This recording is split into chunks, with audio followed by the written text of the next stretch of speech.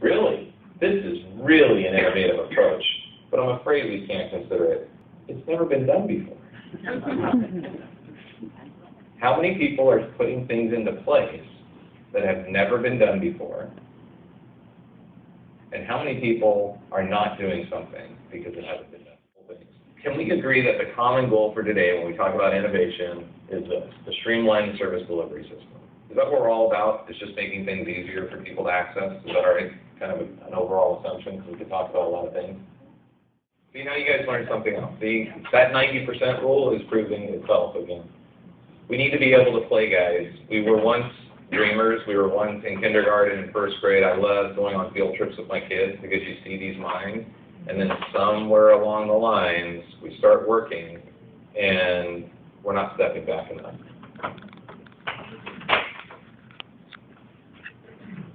Technology gets talked about a lot. Is bringing technology to us the solution? Maybe. It might be. It might be. But I don't want that to be the driving force of the conversation today. So I think we might be missing something if we do. There's a lot of technology vendors out there that probably say that they're innovative, but I bet you anything that without all of you, they wouldn't know how to advance their product further. So this was kind of interesting as well, because look at the different words that we're using when we talk about innovation. Incremental, which we've all had that. You know, incrementally, you look back 10 years and you go, wow, this organization has really evolved, but incrementally. But the ones that I like are the radical and revolutionary. You know, we've got 800 people at an AIRS conference. We have the opportunity to be radical, right? We have enough that we know will get us to where we need to go. And we have enough programs, and you know, I was going through this program, and the answers are all here of what we can do and what's possible today. But something radical might need to get talked about as well. And that's not this. That's within those discussions when we're talking about quality assurance, when we're talking about training. And having external. I don't know who doesn't do information referral or 2-1 that's at this conference, but what can we do to bring those kind of thinkers in the door? Better yet, how do we go out there? And how do we build a culture of growing and servant leadership? I've worked for a lot of people, and I've worked for good leaders and not so great leaders. And I felt we're avoiding the fact that we're not really good at some things. So take a month. And then my challenge to you is that you check back with me in 30 days.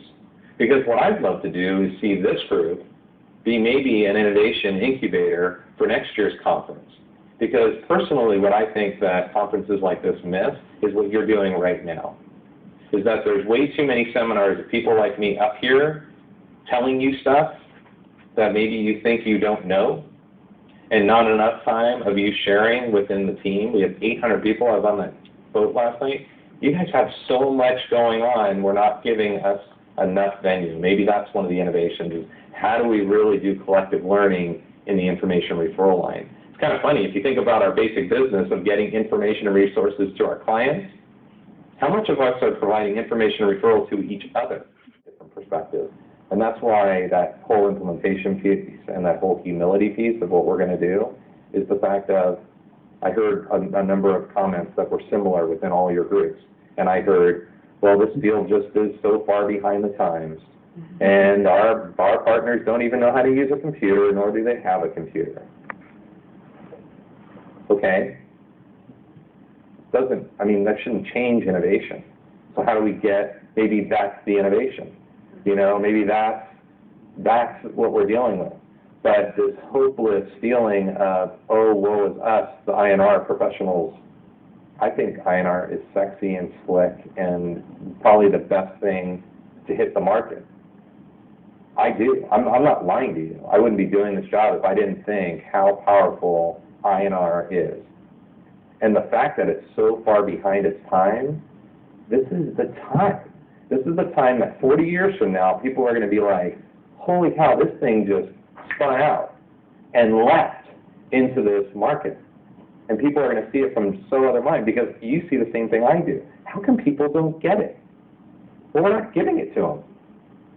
So that's kind of that approach on the 5-step process. And then the thing is, you want to get a team together. And my encouragement is that you would have a team of people that don't look like you, don't think like you. You might not, and maybe shouldn't. And I know there's a digital divide, and I know that we have to have that empowerment side of us. But there is a part of empowerment for eHarmony. I mean, we have people meeting each other, getting married from that connection. You want to tell me that that's less significant than someone who needs to go get services? There's some kind of trust that's being built about that. DonorChoose is about that. You know, you've got these schools, these classrooms that need computers and things of that nature. You have these donors out there that want to play an impact, but want to know what are those computers going to be used for, because that's where we get to that mission piece. It's not only about getting students connected. So real neat idea out there. So the first thing that I'm going to ask you to do is take this group and go to lunch together. Now, I already have lunch plans, and that kind of smells, but you're building on something that's really kind of neat, and so I'd encourage you to get together at some other point in the next 2 days, find something to do, even if it's dancing tonight. But I think that's important. And when I talk about the 5 steps of innovation, that's the first part, is when you start picking your team. Back to that whole concept of owning it.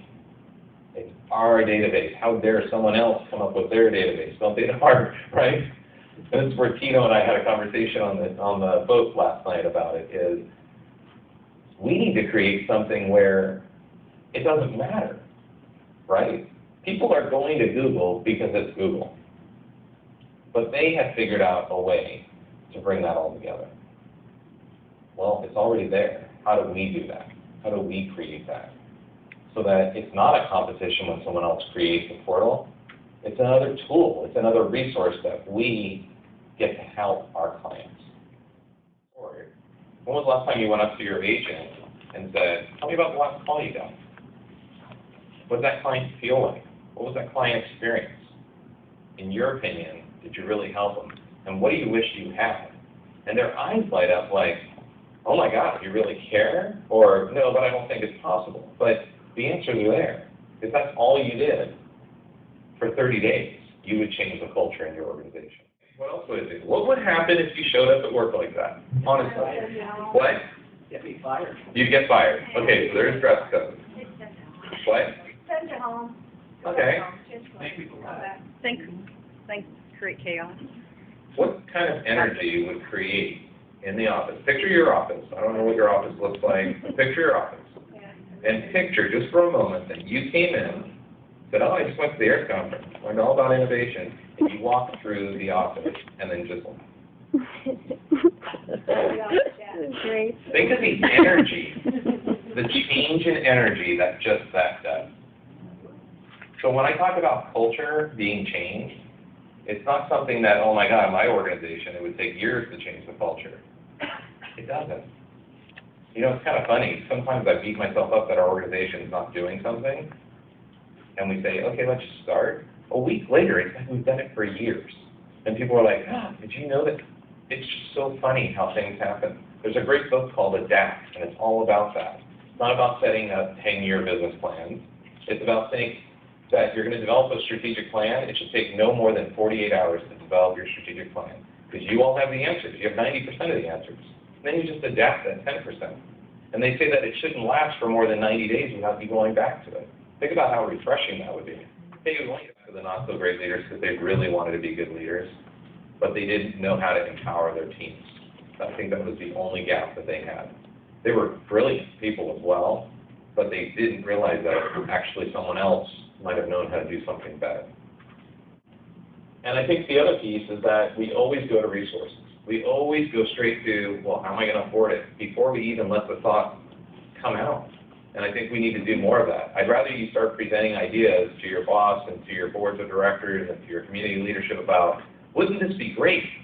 And get them to get attached to something that's really exciting before we worry about the resources to get it done.